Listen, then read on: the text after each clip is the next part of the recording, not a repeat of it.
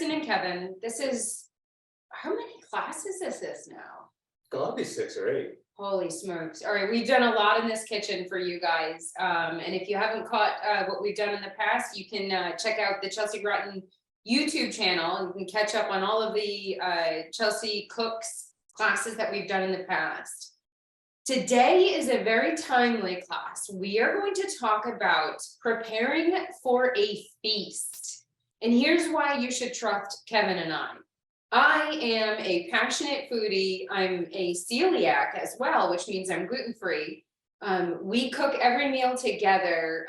It's not even just about nourishment. It's like, I don't know, it's kind of like our most favorite thing to do. We have the most fun, I think, in our kitchen. Yep, we love cooking, entertaining, having people around, and just, always good, happy times around the kitchen. Yeah, so we're self-taught. We take a lot of classes. We spend as much time possible as researching things. And then we just have an unbelievable amount of fun sharing this with you. So I'm a graphic designer. I work in marketing at Chelsea Groton, and you are?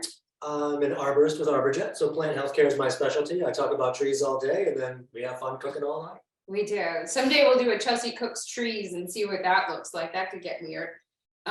So today we're going to get you ready for a holiday feast, or ultimately for any type of feast where you have a lot of people, a lot of food, and a bunch of things that have to get served at the same time. Now, for a home chef, these times can be among the most stressful. You've got more recipes than you normally make for dinner. You've got more demand on the kitchen appliances that you use in your everyday. Essentially, it is like the world's most craziest jigsaw puzzle, and we do it every year, sometimes 2-3 times a year. So what we want to show you today is we're not just going to show you how to make some of the favorite feast sides that you would see. What's going to be more important about these meals is going to be how we're going to prepare them and how we're going to serve them and keep them warm. I think you're going to find a few things in here that are going to be very surprising. So right to start, we're going to make mashed potatoes as a side. We're going to make a green bean casserole. We're going to make a sweet potato casserole. We're going to show you stuffing, and we're going to show you cranberry relish. And we're going to show you a lot of neat things along the way. So without further ado, we're just going to jump right into getting our water prepared. Here we have our sweet potatoes that we're going to need for the casserole. And over here off to the side is potatoes. And this is a really great time to share our first tip. I'm going to put these into the water. You share the tip. So one of the great things you can do ahead the morning of is you can have your potatoes sliced in water and then just put that bowl in the fridge so you don't have to worry about peeling them and chopping them right before you cook. If you keep them in a bowl of water, it'll stop them from rusting, so it keeps a nice fresh color. And also you can put a little salt in the water too if you want it. But it's a good way to get some chopping done beforehand. The day before even. Day before even, and then get a jump on things.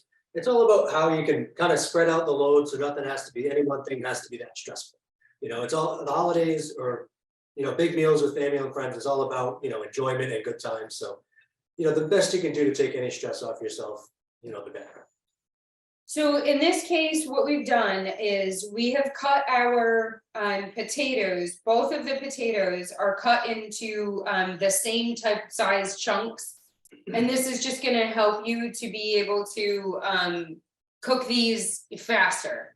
So if they're all uniform, it will all go uniformly. If they're cut into rough chops and big and small sizes, you'll have some that are done and ready and some that are not. And that can sometimes mess with your consistency. So sweet potato chunks, we do smaller than the regular potato chunks, and it's just because it takes a little bit longer to cook. Both of these potatoes are covered about 1 inch on top, and then I've salted the water already so that they have a little bit of a saltiness to them while they're getting going.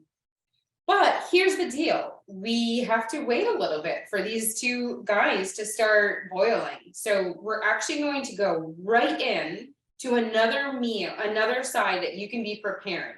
Now, remember, our whole goal here is to think about this feast as a way of how can we make wonderful, amazing sides? And then serve them all hot at the same time, and that sounds insane, but I think that we've got some things that we can really share. That are going to help you kind of see it in a different way, or see some different options. Some good tips and tricks for people that just have an average kitchen like us. We have one oven, one stovetop, One dishwasher right here. one dishwasher, Yeah. but we do have 2 refrigerators, but that's more for other fun cooking projects that we have. But without having double ovens and a ton of space, you know, how you can still use your different appliances to kind of get through it and have it all ready at the same time. So while we're waiting for our potatoes to come up to a boil and start simmering, we're gonna move into sharing a process that we're going to do for green bean casserole. Now, green bean casserole is one of those things that is super polarized. Your family either loves it and knocks down the door and screams about it, or they're completely ambivalent and they want nothing to do with it. In this case, and in my family and your family, green bean casserole is a big deal. Even my best friend is like, talks about the green bean casserole. So I know, without a shadow of a doubt, I have to have this meal ready. But as Kevin said, I have a limited kitchen space. I've got great counter space, but I don't have a lot of cooking surface. So the green bean casserole is one of those meals that I've thought of another way that you might be able to make this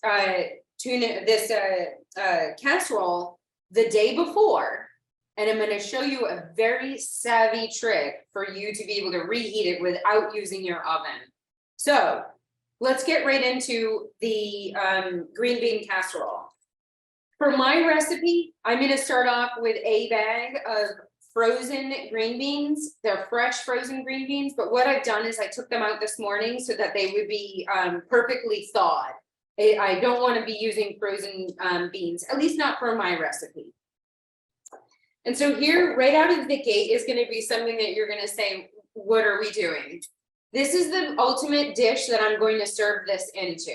And I'm actually going to mix and prepare this particular meal, this casserole, in this dish, one dish, very little dishes here. So I'm actually going to start right out of the gate with putting in my awesome green bean. Obviously, if you're doing this for a holiday, you may, or for a big feast, you may choose to, double up. But we're only 2 people hosting a show that we've got to eat all of these things, which is a bit of a challenge. So 1 bag of green beans for us. And that'll feed us for like a week. Yeah. All right, let me just grab a spoon from you. So green beans are in, which is awesome. Most of this is going to you're going to either follow your favorite beloved green bean casserole recipe. I'm not here to change minds. I'm just here to show you how to cook your family favorite green bean casserole. So if you do it with canned, if you do it with fresh, the goal is at this point to have them soft and thawed out. So if it were a can, you would just be opening the can and using that in there. If it were fresh, you would have to blanch them a little bit to get them started to be a little pre-cooked. So here we are at this state where we're just using thawed out frozen beans ready to rock. This next part is going to be different for me than it will be for you. And so in my family, we have a handful of celiacs, which means they're gluten-free. So on principle, when we have, a good chunk of our crowd being gluten-free, we tend to make the whole meal gluten-free.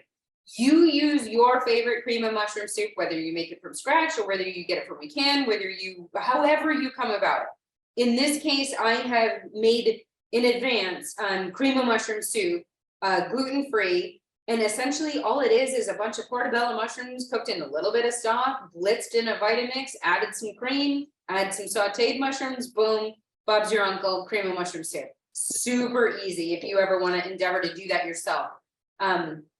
So following whatever recipe it is that you enjoy, I tend to add, we have one bag of the frozen beans, so I'm going to add about a cup of the soup. I'm also going to mix it in here. And yes, we're totally mixing it in that same container, and it's on purpose because I'm going to tell you, we got something here. So this is one of those areas where you follow your family's traditions and your taste buds. If you happen to be a family who likes it a little more gravy-like, you just follow that and add either more soup, you know, or add it a little at a time until you get the right amount. For me and my husband, we tend to be a little soupy, so I'm just gonna add about another couple of tablespoons. Probably in total, it's about 1.5 cups, maybe 1.25 cups. And then I'm going to add everyone's favorite, which honestly, if we're being super honest, everyone's just only making this casserole for the crispy fried onions, right? Basically. Like, right? Mhm. No one's eating it for the green beans, right? It's about the soup, it's about the crispies. I think it is. Anyway, fresh French fried onions. These are gluten-free, so that's extra awesome. I'm gonna add a nice handful right into my green bean casserole. Some recipes don't do that. I like to do that. I want to get as much of this tastiness in here as possible. So I'm just gonna go ahead and add a bunch in here. And I'm gonna mix it in, which is probably why we like a little extra soup. How am I doing on time? Doing good. Yeah, You got about another 10 minutes probably on these potatoes. sweet. This is perfect. All right, so I'm scooping it around, I'm mixing everybody in. Smells amazing, but I mean, I'm a huge fungus fan. To be honest, I think the only way you're really gonna get me to eat a green bean is if you smother it in cream of mushroom soup and then add French fried onions. I mean, that's probably most of us at this point.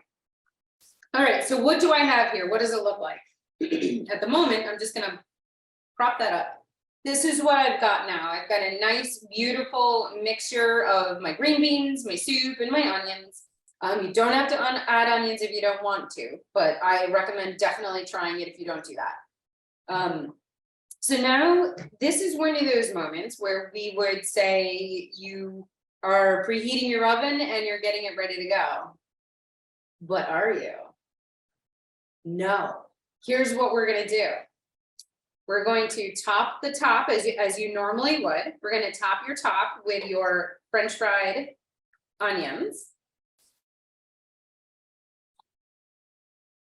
And again, literally no one's eating this for the vegetables. It is all about the flavor. So get your awesome layer of deliciousness on there and then throw an extra little scoop on there because that's what everyone really wants. Okay. So I've got my casserole essentially ready to go. This whole thing is perfect, happy, healthy, delicious. I already know it is. I'm gonna kick this out of our way here. So here's what I'm gonna do that is a tiny bit different. I'm gonna introduce into the mix my handy dandy lovable air fryer. Every single household that I know of anyway has one of these suckers. If you happen to have an air fryer, which I'm sure you do, and if you don't, you're gonna wanna get one to prepare for a holiday feast, because honestly, I have no idea what we would do without it. Yeah, Like, I I have think no idea. of the last 3 years, I think you're right, just about everybody has picked one of those up. Everyone has one, It's and if essential. not, borrow one from a friend, because you're definitely gonna be getting one, immediately after you use it. So, what in the world am I planning on doing with my air fryer? Here's the deal, I'm actually going to take this whole casserole and I'm gonna put it inside of my air fryer. I will have preheated my air fryer to 350. And so if I'm not gonna do this live because I need my counter space, again, small kitchen, right? But when you're not filming a show and you're doing your prep for your meal, you should be just good to go. So what I'm gonna do is I would pop this sucker open, just like you see, and I would put my casserole right inside of the dish. And so the coolest part about an air fryer is it's a big giant circular opening, and almost all of us have a circular dish. We've inherited ours over the years, but I see them everywhere all the time. And so this would be preheated to 350. I'd be just literally cooking my green bean casserole in here. So I would cook it for a half an hour to work it through to make it nice and hot.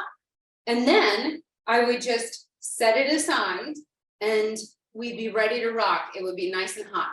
Ideally, in the organization of when you're getting ready to do this, you would make your green bean casserole the night before, just as I've shown you in this crock pot.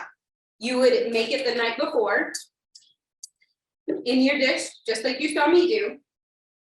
You'd cover it up with your saran wrap, you'd pop it into your fridge, and you would just wait until you've gotten to the next day and you've gotten your rest of your roll call of what you're going to make for the day. You will then, when it comes time, when you're about an hour away from serving, you're going to get your green bean casserole, pop it into this bad boy, air fry it, keep it warm, easy peasy, nice and easy. How are you doing on your Our sweet potatoes are actually done. They're ready. Sweet The potatoes need a little bit longer, okay. so I will Yeah, straighten let's these do out. So we now knocked out one side. Ideally, you would be doing the green bean casserole the night before. So to bring us up to speed, you would have the night before your feast, you would have chopped your potatoes, you would have chopped your sweet potatoes, and you would have kept your potatoes, each of the two sides. You would either have kept them in a bowl if you have the room in your fridge, or you put them in a baggie of water. It depends on what works the best for your household. So here's where we're going to talk about another trick, another tip. How do we make the best textured deliciousness possible? And right into this bowl, right? Yep. And so we're going to let Kevin be the muscle on this, because let's admit it, he's a little bit more muscly than me, but only just a little. What is this? So this is the potato ricer, so it looks like a giant garlic press. But if you make your mashed potatoes, your sweet potatoes with this, it gets it, very well, crushed almost, so you won't get any lumps at all. You're just gonna fill your little giant garlic press up, the potato ricer as it's called. And he's going to show it to you. See how that comes out? So then Right up nice and essentially, easy. it essentially comes out to an already mashed potato consistency. Yeah. And there's no effort in it. So there's no hand mashing, there's no whipping, there's no extra tools that you're using. You're just using this ricer. And that is what it's called. It's a very cheap tool as well. It's really easy to find when they're everywhere. But once you figured out this trick to making quick mashed potatoes or quick sweet potatoes, you almost never, You'll never go back. yeah, gone are the days of hand mixing. But maybe you might be a lumpy person and you like the lumps in your mashed potatoes. Then this might not be the best option for you, but you could still do it halfway and then roughly chop the rest of them. Follow your heart. Because isn't that what cooking's all about anyway? It's just about following your heart. So Kevin's getting through the rest of it. I'm gonna move this out of the way. Yep. So there's the last little bit of that out of there. And again, very quick way without having to use a bunch of utensils like a electric beater or just hand mashing that for 15 minutes. It's just a much easier way to get it well done. A little bit faster. So we are going to be turning this into the sweet potato casserole. And I say the because it's as infamous as the green bean casserole, right? There's just some things you have to have on your table or you will inherently anger a relative or people will walk out of your meal. This is one of those obligatory meals in my house, so I'm going to show you what we're doing. We've made our sweet potatoes, we've riced our sweet potatoes. We're going to put all of the ingredients that we need to turn our potatoes so that they are into a casserole ready situation. And so I've melted the butter that I need. I just do the melted butter because it's just a lot easier to handle versus trying to wait for the sticks of the little dabs of butter. So this is about my 3 tablespoons of butter. Again, follow your favorite recipe. For us, we cut everything into half because we're just 2 people. So I just put in my butter. I have a little bit of brown sugar and salt. The salt helps to balance and add a little bit of a nice little flavor umami. The sugar is just what you absolutely need to bring out the essence of the sweet potato. So I'm actually going to drop that in here. Just jumped right on into my brown sugar. I'm going to add 1 egg, and the 1 egg is just going to help set the potato up so that it's in a really nice consistency when you scoop it out to serve it once it gets its nice little crumbles on top. And now here I have about a half a cup of milk, but I'm only going to add maybe half of that into this. And I'm gonna wipe my paws off on my apron and then forget to wash it until I need it the next day. That's always a challenge, which is why I have multiples. So now I'm just gonna be stirring this together. And again, the goal of this is just to make a wonderful mixture that will set up perfectly for the sweet potato bake. One good thing to note, just in case you wondered about how did I put that egg in there right after we just took this off of the stove boiling. A really great part about the ricer is that it does cool the potato off enough where I can handle it by adding the butter and the egg won't get cooked. So it's kind of a nice deal in that way that you're not having to do things in steps, if you will. So for me, this is the perfect consistency. Again, I can see that everything's married together. I can see how great the flavor, the consistency of it is and how incorporated all of my ingredients are. So this is good for me. I'm gonna move this over, but first I gotta check in with my potato man over here. How are we doing? Potatoes are looking good. Yeah, I think keep it's on time. going. Yeah, you can keep going with that and I can start ricing these. Perfect. Or we can crush some garlic into your butter and milk for the mashed potatoes if you want. Yeah, I think we'll do that. I think we're gonna pause for a minute. We're gonna put our sweet potato aside and we're gonna do that because we're gonna catch up on our potatoes. What I would be typically doing is operating where I would go through everything that I'm looking to create for that day. I would be trying to do it all logically and figure out what I need to do, what needs an oven, what needs to have what tool.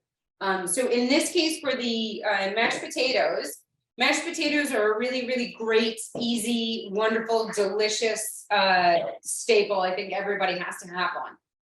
Some people will make their mashed potatoes ahead and freeze them and they don't have any issues with their taste.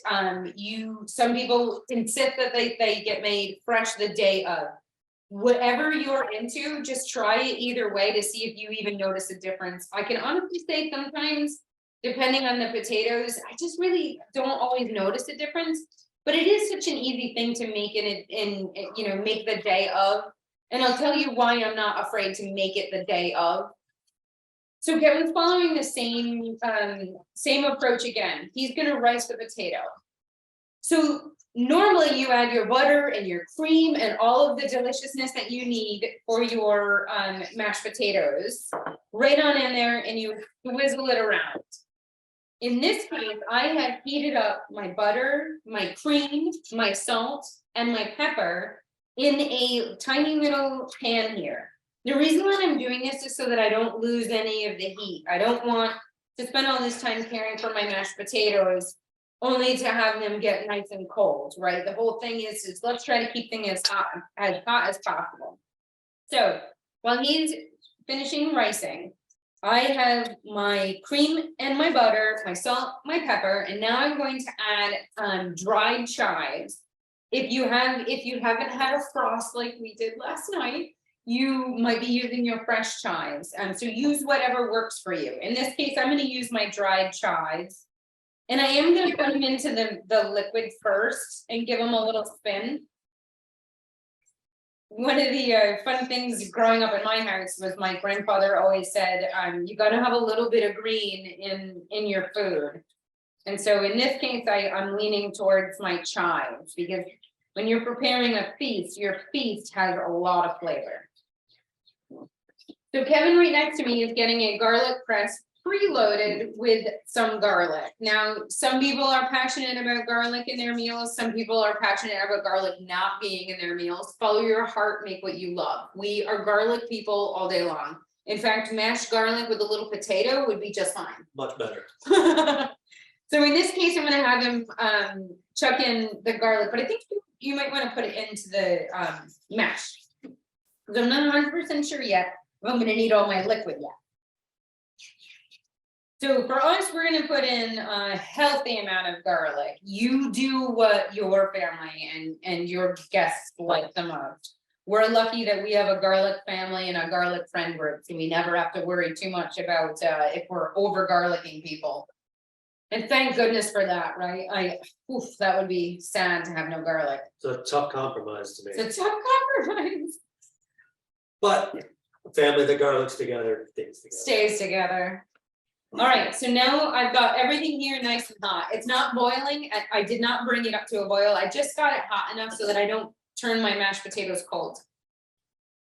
And so I'm gonna chuck in almost all of it.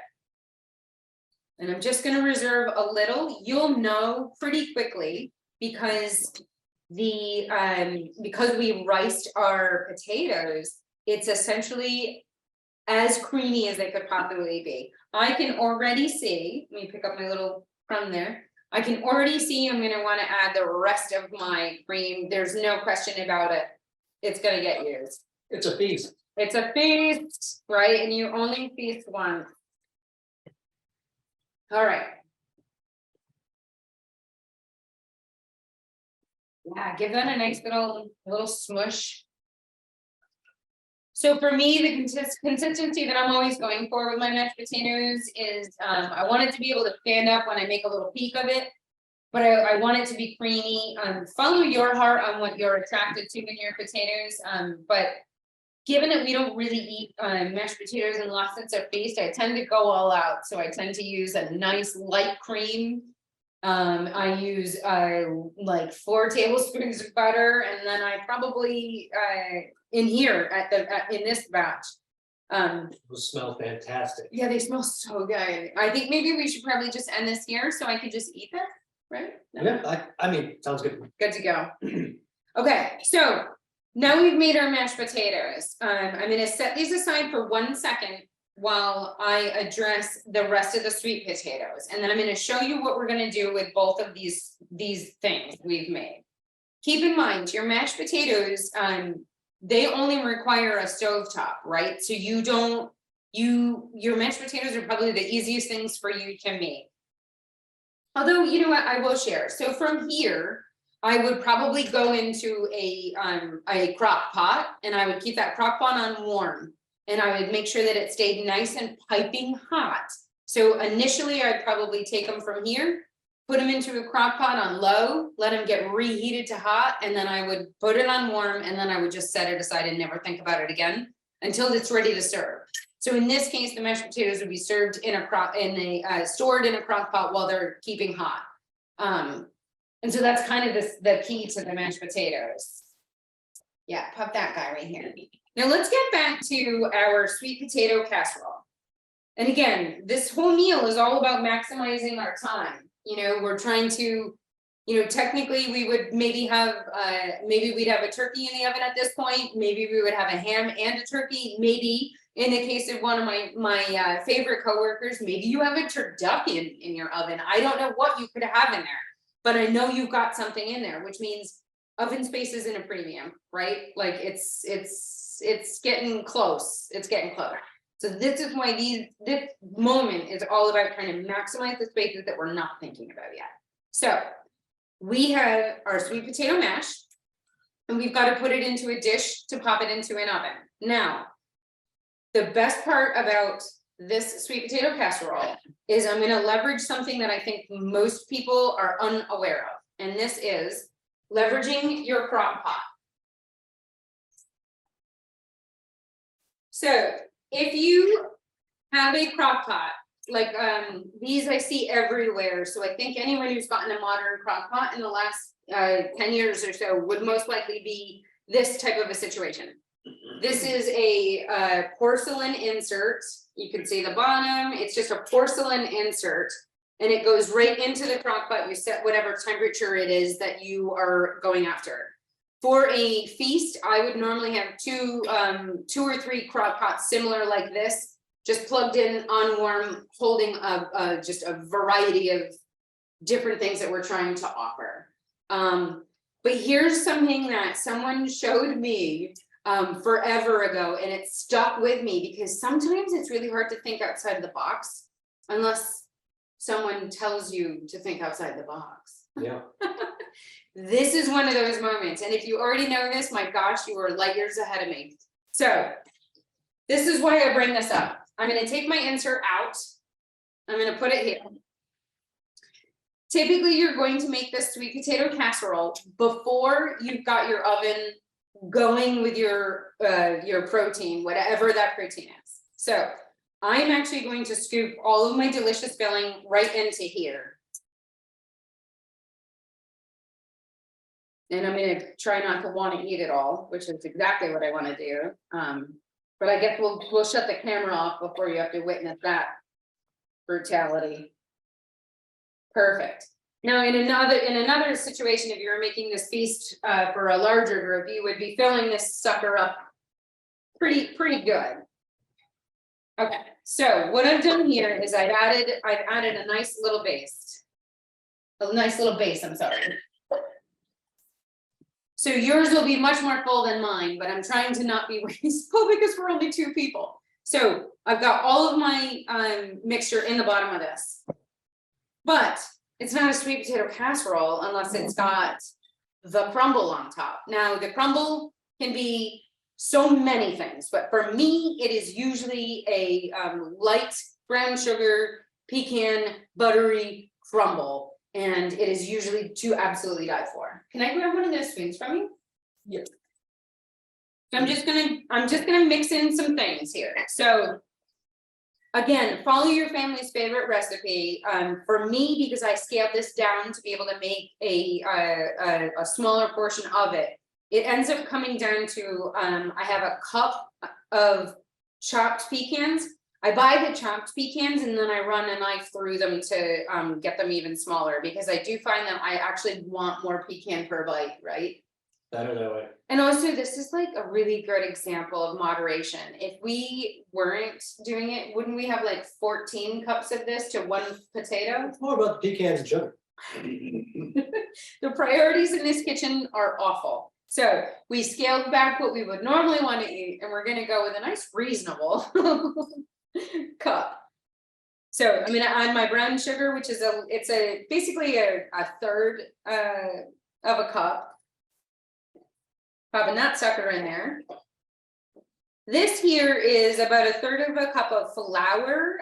In my case, I'm using gluten-free all-purpose flour. I don't notice any difference in how this will come out based off of using gluten-free flour. But if you don't have any celiacs, you'll just be using regular flour. Same recipe, same everything, so you don't have to worry about it. And you're probably already saying like, oh my gosh, this crumbles here look a little out of proportion to the amount of potatoes. Don't judge me. Don't judge me. I like It's a dessert casserole. I like a little crumble.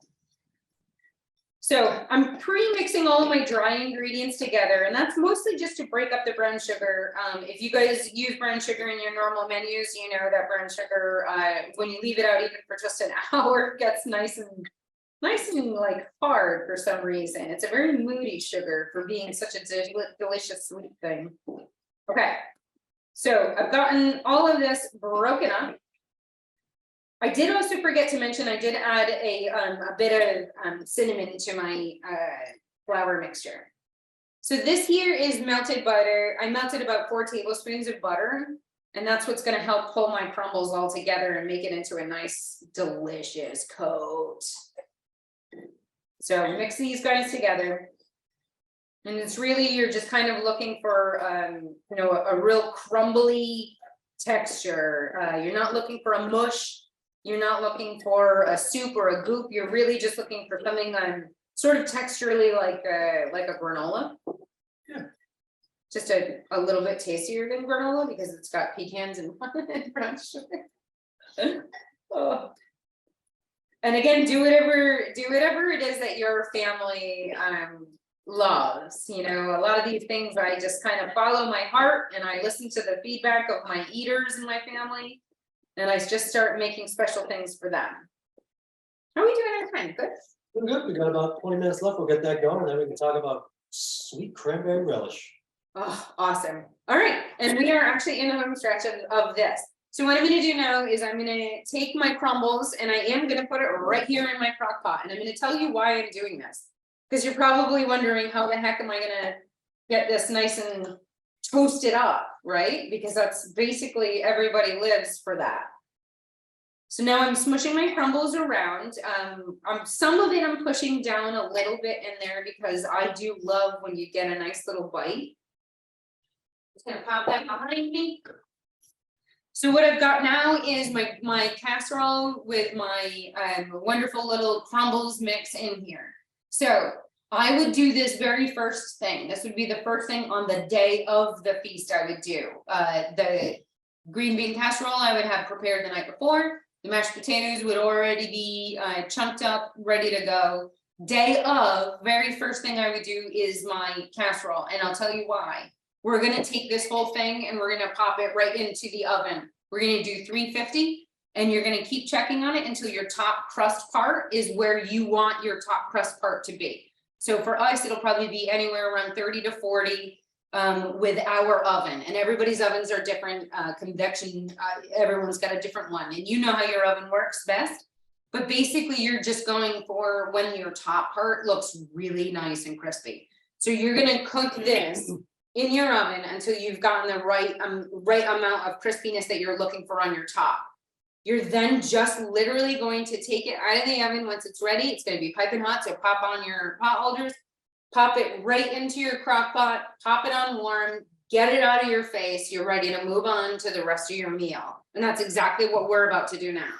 Yeah, and that's what a lot of the versatility of saving time or being efficient is knowing how your cookware can be used differently. Like a lot of people wouldn't put a crock pot insert in the oven, but if it's porcelain or ceramic, it's perfectly safe. Yeah, make sure it's the porcelain or ceramic. You gotta make sure you have the right materials, but even, a lot of Pyrex dishes or other ceramics you can put in an air fryer and not have to worry about it either. So, using things a little differently is is how you can get things done in a smaller, normal sized kitchen for a bigger group. So at this point, we have gotten so many of our sides organized, and we still have so much more to show you. Can I just talk really super quick about stuffing? You can. Stuffing is like a big deal, right? Like, I did an informal poll of my coworkers, and I found out that stuffing is their literal main reason for living on a holiday feast. So once I heard that, and then I compared it to the home chefs, and they said the stuffing sometimes is very stressful for them. And I would agree, it kind of is for us too.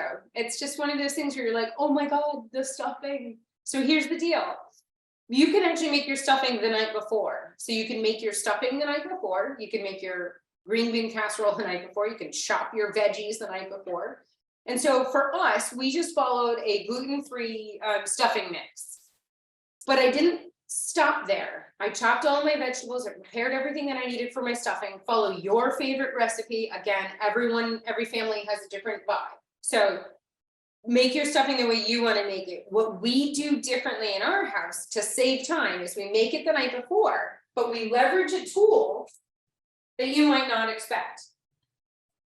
We make it in our muffin tin. We take all of our stuffing that we've made the night before and we bake it at 350 until it's nice and crispy. Because Kevin, what is everyone's favorite part of stuffing? Everybody likes the crispy edges. What's your favorite part? The crispy edges. Right. But there's some debate in it, so you can have some that people aren't into that. You can have your regular loaf of it, but for most people in my family, they like the crispy bits. So the muffin tin baked stuffing is perfect. So I would prepare my stuffing the night before. I would bake these actually in my tins the night before, and then I would be using my toaster oven to reheat them, because in a holiday feast, my toaster oven's not usually doing any heavy lifting. So I leverage my toaster oven to get my actual oven free for the proteins. So this whole thing is all about giving as many sides as possible that is needed for your meal, while trying to think about what you have available for reheating. So make your stuffing regardless the night before. It'll keep in the fridge, and you can either stuff your bird with it and go the next day without having to make your stuffing, or you can make stuffing cups and you can still reheat them in your toaster oven. And it's also a fun new twist. It's fun. It looks fun. It's fun on the plate. It's a nice way to do it. It's nice to change things up. If you put the mashed potatoes on the top, you'll end up with a really nice little stuffing cupcake. So that's my quick tip on making stuffing, to get that out of the way so that you can prepare for the bigger part of your meal. What do you have, Kev? Cranberries. Let me give you what you need. All right. You just get going. All right, so we're gonna get cranberry relish. So we're gonna start with just 10 or 12 ounce bag of fresh cranberries. could get the frozen ones, but because this happens to be a holiday feast, they happen to have fresh ones in abundance. Cup of water, and then I forget how much sugar this was. It's about A cup and a half. yeah, 2 it's cups. So generous. it's a good amount of sugar. And you want to get that up to a simmer for about 5 minutes or until the skins start to crack on the cranberries. And fun thing about cranberries is they're self-thickening, they have pectin in them already. So if you like a thicker cranberry sauce, you just cook it a little longer. If you like it a little thinner, you just don't cook it quite as long. Maybe after half the berries split open, you would start you'd start cooling them down, but we like it a little thicker, so you cook it a good, 15 to 20 minutes. And so some of the key that you're looking for is like the split on them, right? And so this is also a really great side for you to start making, because it only uses the stove top. It doesn't use your oven. So get your potato casserole out of the way, out of the oven into the crock pot on warm. Start on your potatoes. Start on your relish. And actually, you can make the relish the night before. You can make it up to almost a week before. You can actually make it like a while. Again, it's a really friendly side. We'll be making ours about 3 days before any feast that we have. And it's just really delicious. So you're gonna follow one of our favorite recipes, which is it's a recipe that Ina Garten makes for her relish, and we just you can't fault it. She's just a genius in the kitchen. So we follow her recipe. Do you want to tell them what you're doing? Yeah, so you just want to peel and core 1 apple, and then we're gonna dice that. So we're just gonna chop that into quarters, and then cut the core out of it. Easily. I'm gonna be on cranberry detail. Yep. So just give it a quick peel. You can do that with a potato peeler or with a knife.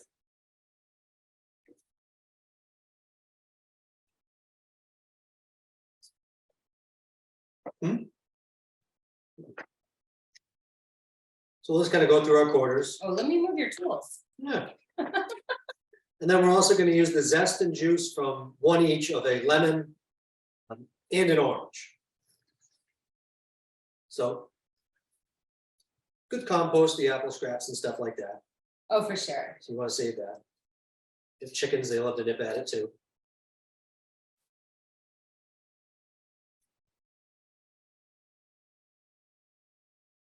Thank you. So yeah, like I said, while that's coming up to a simmer and you're waiting just that 5 minutes or so it's for the berries to get ready, that's when you can kind of prep all these other little vegetables. Yeah, it helps to have a buddy in the kitchen, but I think you guys already know that. For lots of reasons. It's more efficient and it's way more fun. It was way more fun.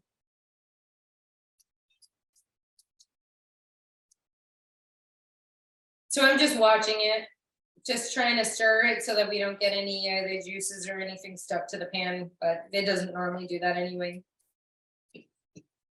Yeah, and the apples, again, if you wanted to cut them ahead of time, you are using the juice of a lemon, so if you diced them up beforehand, just squeeze the lemon juice over the top of them and that'll stop them from rusting also. Yeah, that's one of my favorite tips. Somebody showed that to me like way too late in life. Like way too late. So some of the skins are cracking. So what level of cracking do you want? 50%. Let's go for 50%. And again, can you remind me of why we want some of them to crack and some of them not to? So the more you break them open and the longer you cook, if they're all broken open, they're all simmering for a while, you'll release all the pectin and all of them, and then you'll get a really thick cranberry sauce.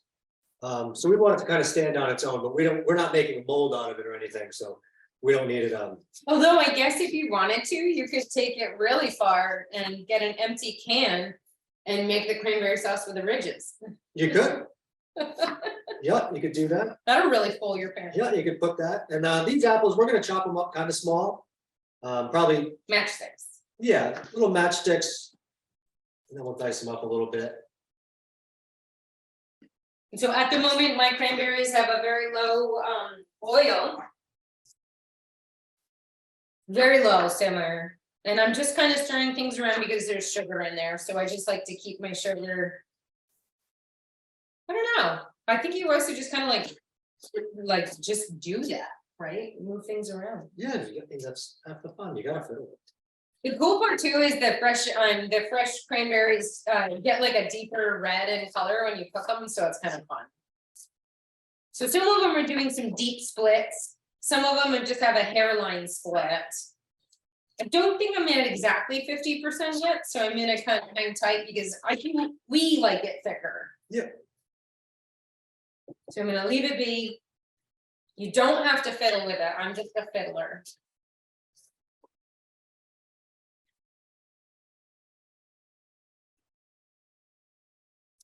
I like it, this is gonna be tasty. We don't always go through the effort to make the cranberry sauce like from scratch, but I have found as I get older, I kind of really enjoy the homemadeness of it. I think it's kind of fun. We try to do something every year that'll bring our guests back into our kitchen to come eat with us. We have fun with it, and especially when it's something you can make from scratch so far in advance, so it's not stressful at all. Oh, yeah. It's not a day of thing. And it's so great to do with little ones. If you have little ones who like to get involved in the kitchen and like to see a process, this one's a really good one. Because you can just see so much change coming. All right, so I'm at a good percentage of crack. Yeah, we're looking good there. So I'll try to catch up to you. And when you're zesting, you don't want to get all the way down to the white part of the crust. You really just want that outer edge of the zest. If you go too far, you'll get a little bit of that bitter kind of pith in the peel. So you don't want It that. is really up. It's a flavor game changer. It'll turn you off or your guests off. Yeah, you don't want to go until you see that kind of dark center. You just kind of want to scratch that outer edge off. Give them a good wash, obviously, before you do that if you're going to eat that. Oh yeah, give everything a good wash. I probably should have started with that. Yeah, so everything we That already is want. true, that is true. Get everything nice, good and washed. We're at, right now, we're probably at more than half cracked, but I'm not afraid of that because that's actually what I would prefer to have it. Cause I want a nice, good, thick, Yeah. beautiful. And it's good to have a good microplane. We also use this with grated Parmesan cheese. It's fantastic. Garlic. Oh, Oh, ginger. all sorts of stuff you can use a good microplane. See, I forgot about that. That's a really good tip too. It sometimes comes down to your tools that you have available. What can you do to make things easier? And this is exactly one of those things. Having good tools is essential. Yeah, but that zest is just what makes it taste kind of super fresh. And So my cranberries are getting good and mushy now, and I can see them getting good and mushy, which is awesome. Wow, that smells insane. that's that white part kind of inside the lemon you can see. You don't want any of that. That smells so good. I'm like in it for the lemons at this point. So this is gonna bring you to our second tool in our house that we use a lot, which is our lemon juicer. Kevin's gonna chop the orange up and also use the juicer in this way. If you have a juicer in a different way, or you've got really good strong hands, and you could use that. Yeah, and I'm gonna pass the apples off for you first, before we start juicing. And again, we're just going for a nice, wonderful simmer, right? Yep. Okay. Wow, get all that delicious zest. This smells so good. I really hate that you guys can't smell it, so you're just gonna have to trust me, or you're gonna have to make it and then leave a comment somewhere down the line. These little handheld juicers are great. No, see, if I was doing that, that would have been in my face. Still no guarantee it won't be. But I guess you're right, there's no guarantees. So my cranberries are mushy, which is what we want them to be. And the point of it now is to. There it is. There it is. No, At least it smells good. yeah. Okay, this one I'm gonna hide. Safety first. So at this point, because we've added some cold things to it, I'm gonna pump up the juice to get it a little, pump up the heat to get it back to a really nice simmerland.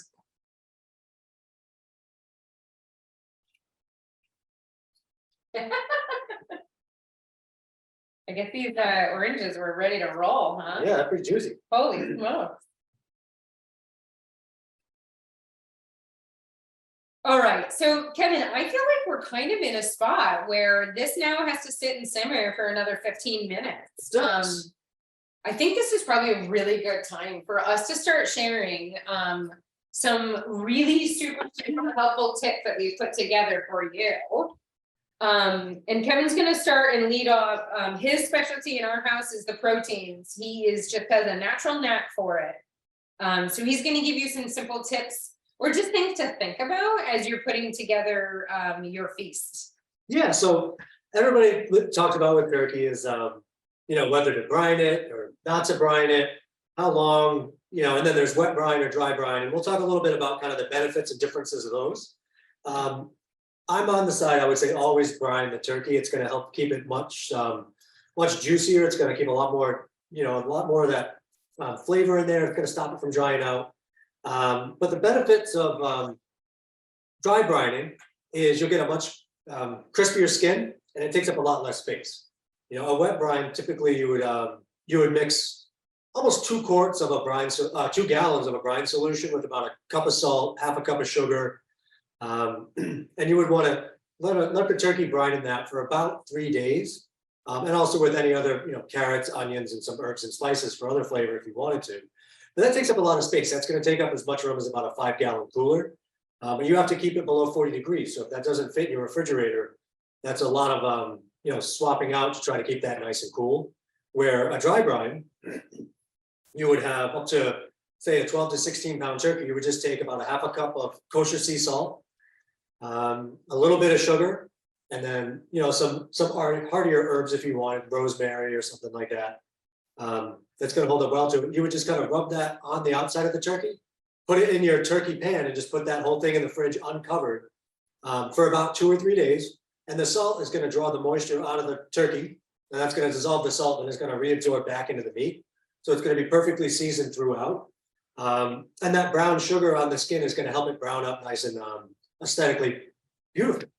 So that's why you want the sugar there. And honestly, the dry turkey is like the #1 complaint, or the dry chicken. Like it's the thing that no one likes at all. And you can help that by brining it in one way or the other. Exactly.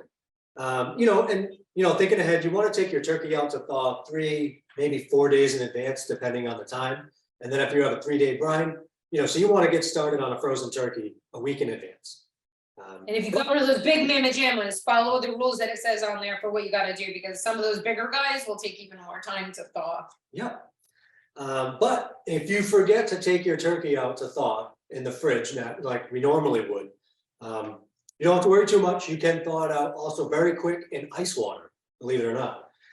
You want to make sure it stays cool. You don't want to get above 40 degrees because then you've got some food safety violations there. But if you get a nice big cooler, leave the turkey in its plastic case and just keep swapping out ice water to make sure that it doesn't get above 40 degrees, you can thaw a 12-pound turkey in about 8 or 10 hours. So you still have to be a day in advance. There's not much you can do if you're frozen the morning of Thanksgiving.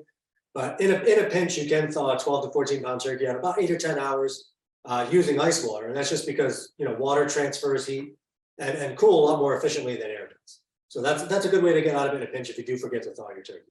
Yeah, which I think, everyone has done, at least one time, enough to scare the heck out of you that you never do it again. Yeah. And then, one other tip about the turkey, if you're serving buffet style to a larger group, and it's not about that carved turkey presentation, you can cook your turkey the day before. You can carve that up into white meat and dark meat, then just put some gravy on it and put that in a crock pot in the morning, set it on warm, and you can deal with your turkey all day ahead if you're not worried about that, presentation of it. I would still brine it, but you could cook it a day ahead, slice it up, separate it, crock pot with gravy.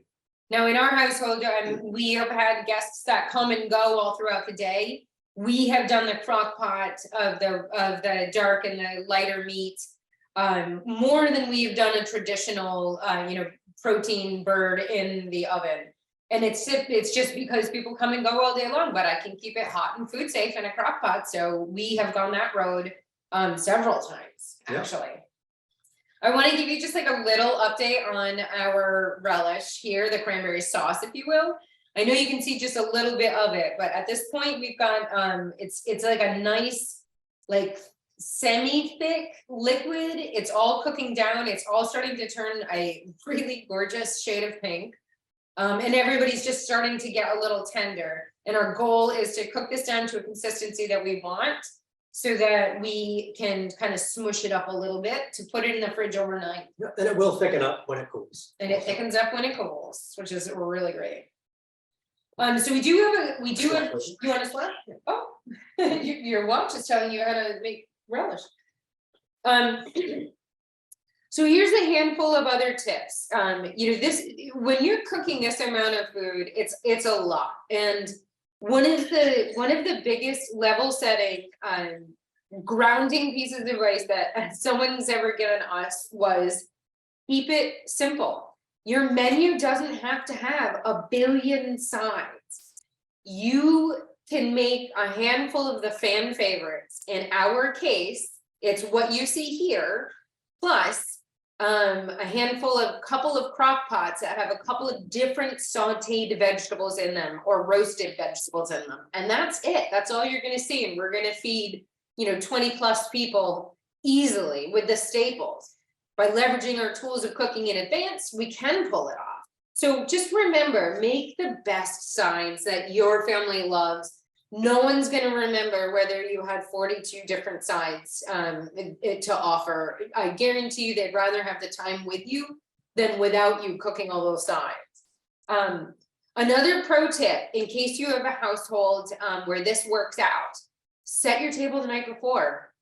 If you don't have any little ones that will unset your table, or you don't have animals that you're concerned about, set your table up the night before, and that right there is like an hour that you can get right back. And it takes a little bit of that load off, because inevitably when things run behind on the day that you're cooking, we make those sacrifices of what can we push to later on in the evening, and the next thing you know, you and several other people are running around crazy trying to set a table. Set it up the night before. Set it up right out of the gate in the beginning. Get it out of the way. What's your update? It's done. Nice. So we're gonna let that cool a bit, and then we'll put it off into some smaller jars instead of one big one, just so you can have them on separate ends of the table, so nobody's fighting over one bowl of cranberry sauce. This is another one of those tips. Well. Yeah, this is another one of those tips. The sides that are the favorites, the fan favorites. If you're not serving this buffet style, and not going to serve out of your crock pots, however you do it, if you take your crock pots and put it into serving dishes, whatever it is, consider breaking up some of those really popular sides into 2 different containers, so that one side of the table has one and the other side. It just kind of eliminates so much the passing around of dishes, and it lets everybody enjoy at their own pace. So for us, we've gotten our cranberry sauce dishes. I actually just use the clear dishes because I really like showing off how awesome it is. I love seeing it. So for us, we're gonna take what Kevin makes once it's ready enough to ladle in. We're gonna take what he makes, put it in here. It's gonna go in the fridge, and we're gonna do this days in advance. So helpful to get these wonderful, tasty things out of the way. Another tip that I use often is I will take all of my recipes and a thoughtful list of what I want to make, and I'll actually tape it on all of my cabinets so that all of my recipes are either at eye level or they're all pulled up. Sometimes I use this space on my counter because I'm too short to really reach over there anyway, and I'll lay out all of my recipes with a good solid list of my sides and my dishes that I'm making. And I will lay it out in a way that I know what I'm doing first and what I'm doing at the end. Spending that time to thoughtfully think about what order things go and having that list in front of you really helps to keep you kind of on track.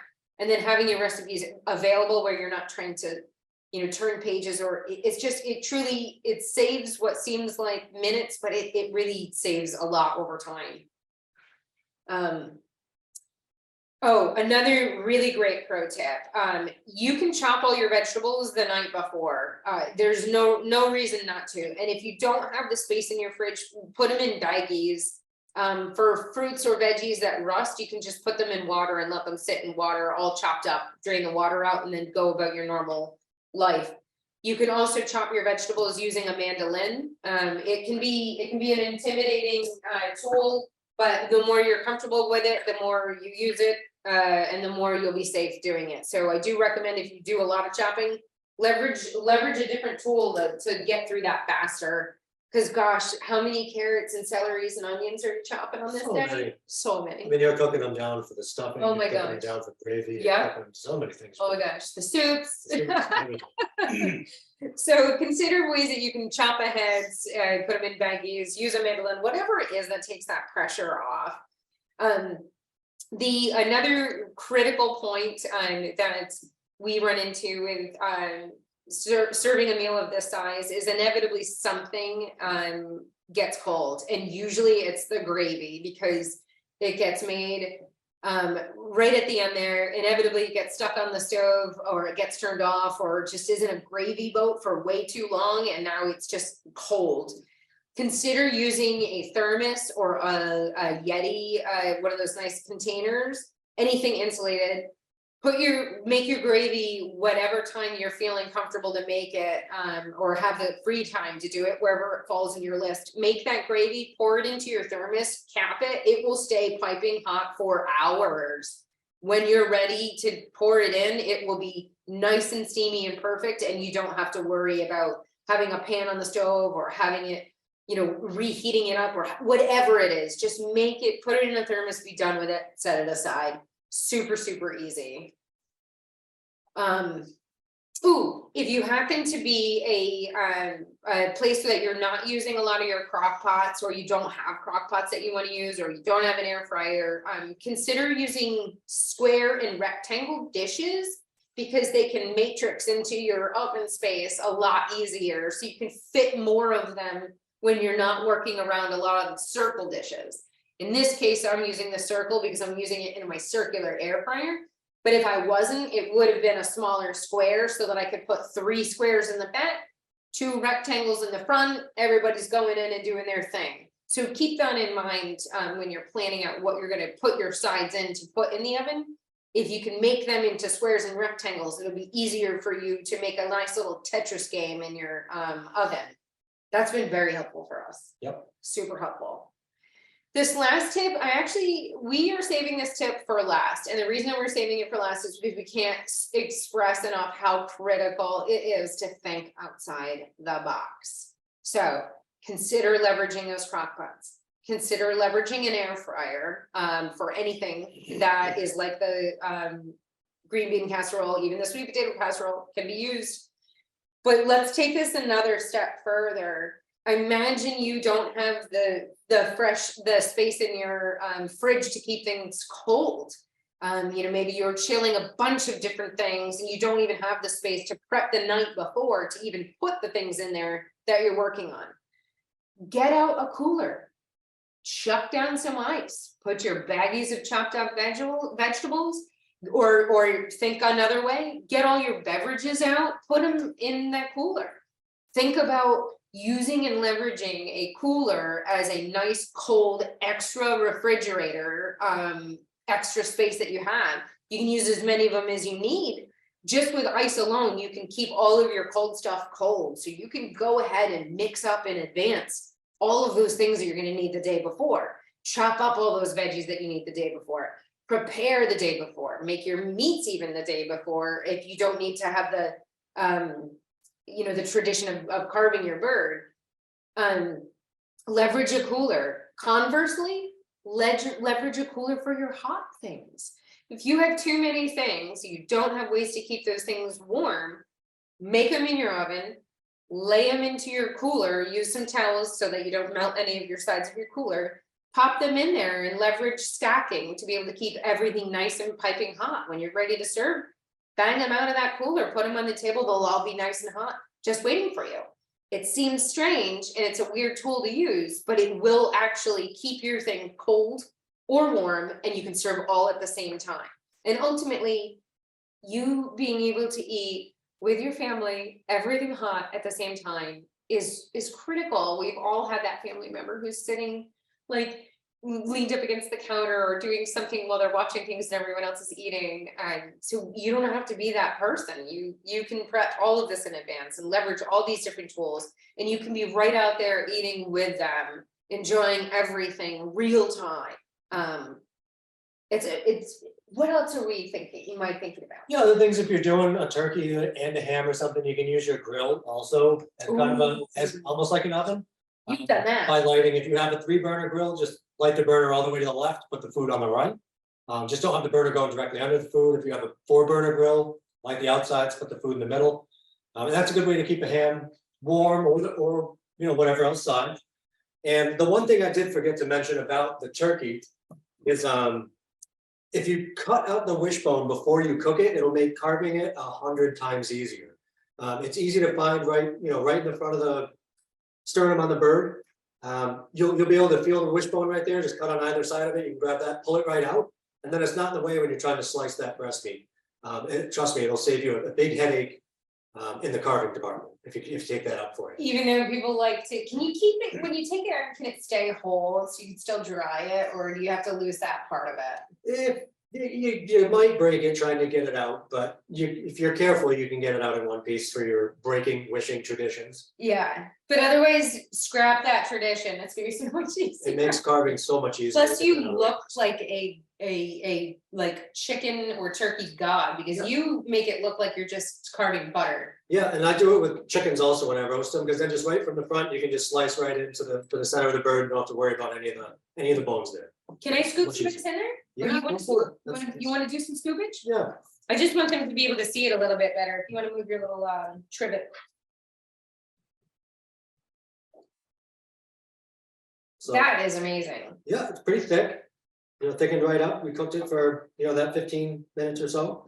And if you don't want your cranberry sauce to be chunky, you would just literally either drop it in your Vitamix for a second or two. Use one of those macerators, or you would just even hand mash it, whatever you wanted. All of this can be tailored to your own preferences. We tend to be chunky, I think. And that's the fun of cooking. Yeah. You can do everything so many different ways. There's no one right or wrong way. Everything is however you want to make it yourself, your own recipe and taste, and family traditions. All right, I think we ended up covering it all, didn't we? We've got our mashed potatoes, the sweet potato casserole, the green bean casserole, fresh cranberry sauce. We've made, we've chopped everything ahead of time. We've done it all. I think we have made magic here.